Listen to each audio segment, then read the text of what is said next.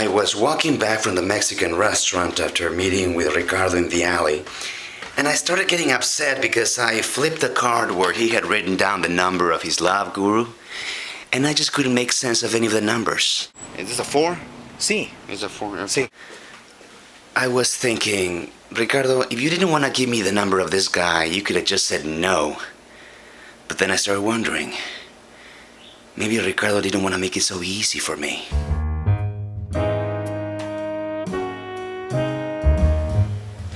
You know how we all had this elementary school teacher that always gave us a hard time in school, always bugging us with the homework and making our lives miserable? And then years later we end up thanking him because that's exactly what we needed to become the person we are today? Well, that's what Ricardo is doing with me. I know if he had just handed over the phone number of this apparently amazing teacher, just like that, I wouldn't have appreciated it. He wants me to earn it.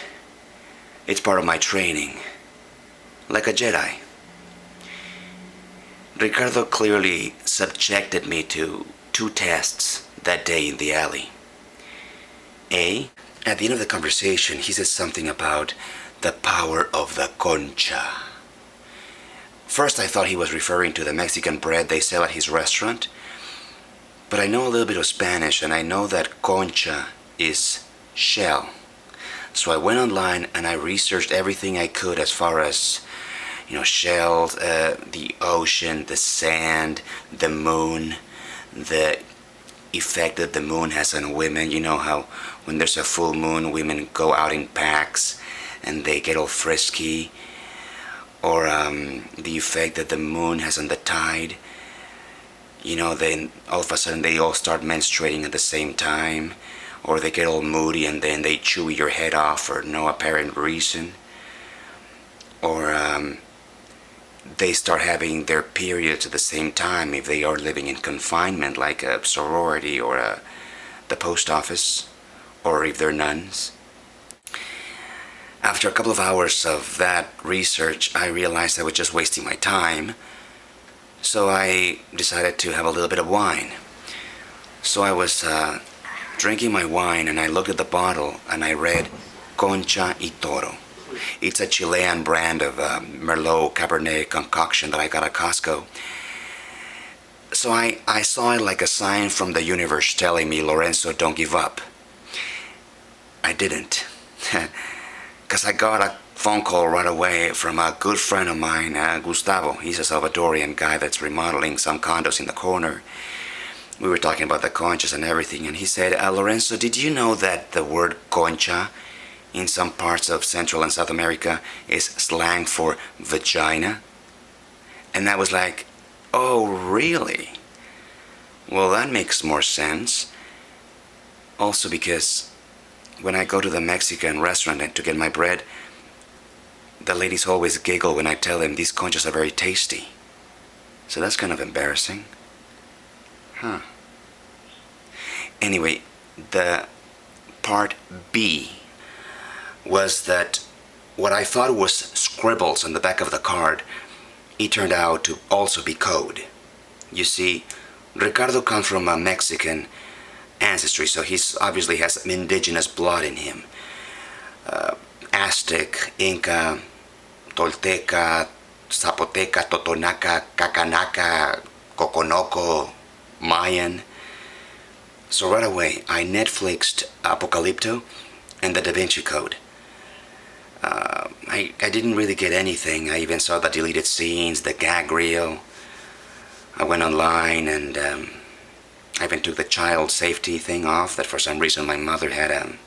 Anyway, the only thing I was able to find were a couple of nude pictures of Tom Hanks. So there you have it. Test A and a test B. Test A would stand for power of the concha. Test B would be symbol decryption. If there would be a letter C would stand for conclusion or conquistador.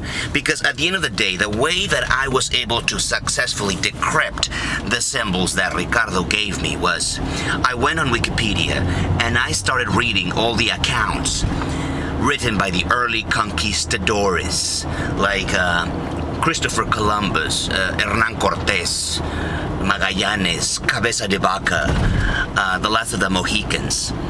They all wrote transcripts, translations of all these symbols. For example, a squiggly line is a 1. A duck eating a loaf of bread on the banks of the lake, that would be 2. A couple of Mexican boys sharing a taco underneath a tree, that would be a 4. Bunch of illegal aliens crossing the border, that would be 7.